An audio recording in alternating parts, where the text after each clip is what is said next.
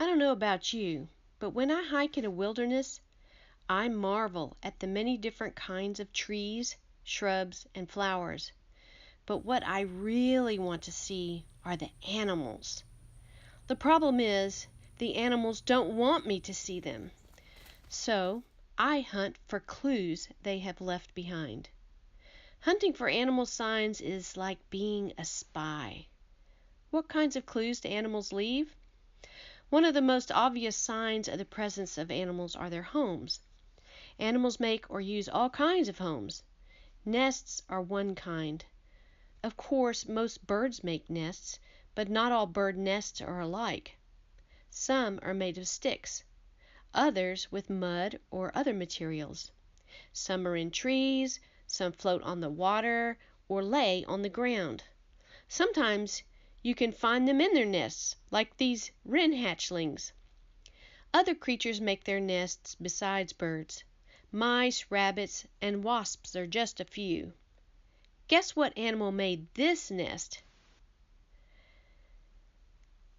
You probably know who made these nests, which extend several feet underground. Besides nests, animals make their homes in holes in the ground. These holes are called dens or burrows. This is an old armadillo den.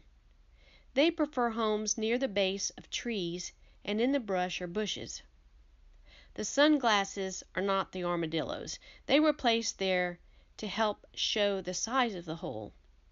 Knowing the size and placement of the hole is important to identify who lives in it. Here's another burrow. Look at the shape of the entrance. Do you see that it is not as round as the armadillo hole?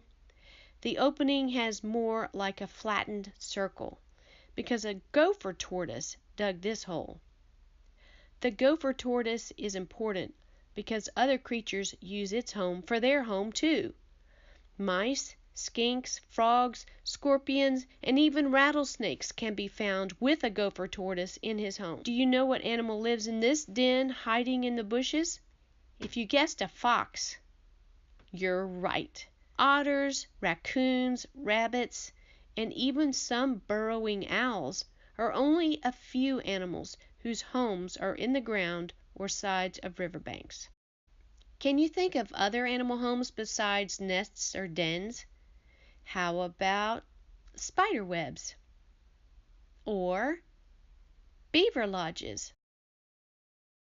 This critter lives underwater in a tube home. It's a marine tube worm. Have you ever seen one of these mud piles? A crawfish lives inside this crawfish tower. This looks like spit, but it's actually a spittlebug's home during one of its stages of its life. If you're hunting for clues of wildlife, you can look for their homes, but you can also look for their footprints, called tracks.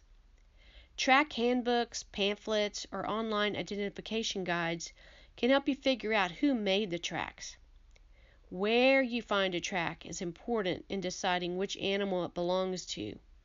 Also notice the number of toes, whether claw marks show, and the size of the track. Try to guess what kind of tracks these are.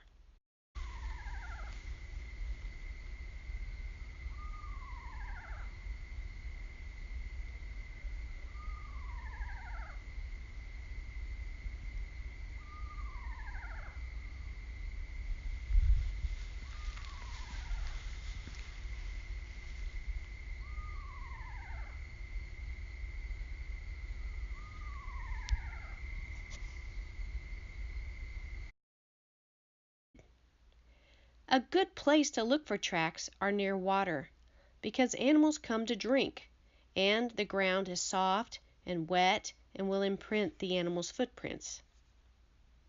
Besides homes and tracks, we can spy clues of animals by looking at what they leave behind. One thing they all leave behind is their waste, called scat. We identify which kind of animal left a pile of scat by the size, shape, consistency, and what is in the scat. For instance, You can see how tiny this scat is because of the acorn nearby, and that it looks like it's made of dirt. This is earthworm poop. This scat is dark, contains bugs' exoskeletons, has rounder instead of pointy ends, and is tube-shaped. Those clues lead us to guess that this is raccoon scat. Have you ever seen this scat before? It's teardrop-shaped pellets. Pellets are usually from plant-eating animals or herbivores. These are from a deer. Here's a scat similar to deer scat, but is rounder and smaller. A rabbit left these behind from his behind. The location of this scat is important to getting its owner's identification right. This photo was taken in Alaska. It is a pellet, so it's from an herbivore or plant eater, and the pellets are bigger than deer pellets. A guide told me it's moose scat from the late fall of the year based on the color and what is in the pellet. This strange scat looks like a large pellet but contains hair, which an herbivore would not eat. This kind is usually found at the base of trees because it's from an owl. They throw up bits of animals that they cannot digest, like hair and bones. They are called owl pellets. This scat also contains hair, but is tubular. A fox or coyote left it. It's hard to tell which because the photo doesn't include something like a coin or sunglasses, which would help us to determine how large the scat is. We've looked at animal homes, tracks, and scat, but they leave other things behind that show us they are near or were near. Here are some other clues that animals have passed by. This feather fell or was plucked from a bird. Since it's only one, it probably just fell out. A horseshoe crab molted when it got too big to fit inside its shell, so it grew a new exoskeleton and left the old one behind. This mound of dirt looks like an ant hill until you look closely and don't see any signs of ants or a hole leading down to a nest. This is where a pocket gopher was digging and didn't clean up after himself. We don't usually see animals in the wild because some come out only at night. They are nocturnal, like this raccoon and possum. Sometimes we don't see them because they're hiding. They blend in with their surroundings or habitat to keep safe and to capture food. Guess where this salamander was hiding? If you notice the wet mud in the man's hands, then you will have guessed rightly that the creature lives in sandy dirt and leaves near a stream. Sometimes animals hide in plain view because their camouflage fools our eyes and the eyes of their predators or prey. This fur-cake crab sticks bits of shells on its back for camouflage.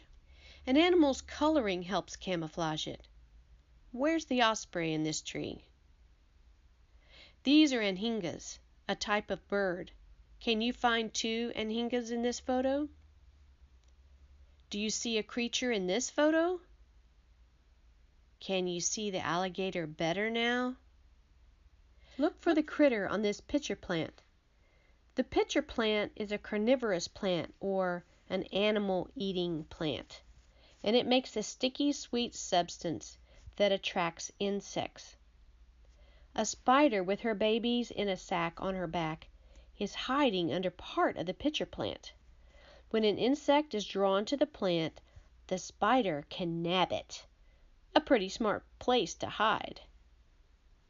There's a caterpillar hiding in plain view in this photo. Can you pick him out? See how well this cottonmouth snake is camouflaged in his watery, leafy, shadowed habitat? You can see this one easier. He's easier to see because he's coiled. Our eyes see patterns and things that appear different or a little bit out of place.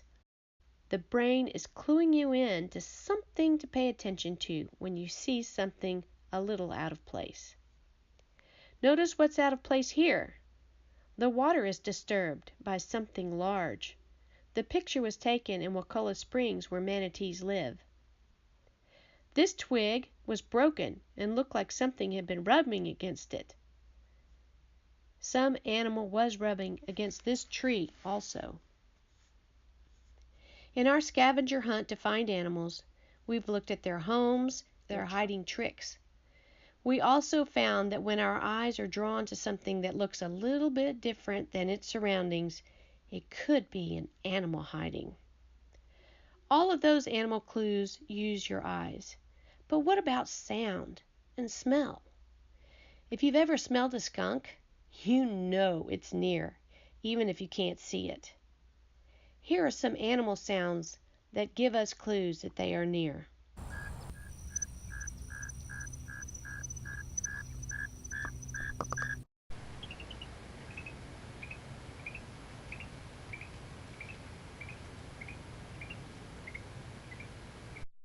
Sometimes we don't see animals because we're too used to them.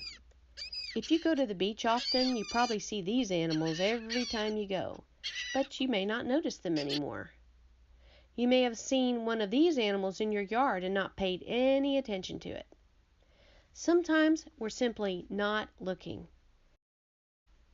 If you're headed outdoors and want to see animals, look for the ones in plain view, like insects and birds, or maybe a black caterpillar or a squirrel. For animals not in plain view, look for their clues, for their homes, tracks, scat, and litter. Look for something that looks out of place in its surroundings. Listen and smell for animals. They are all around you. You just have to spy them.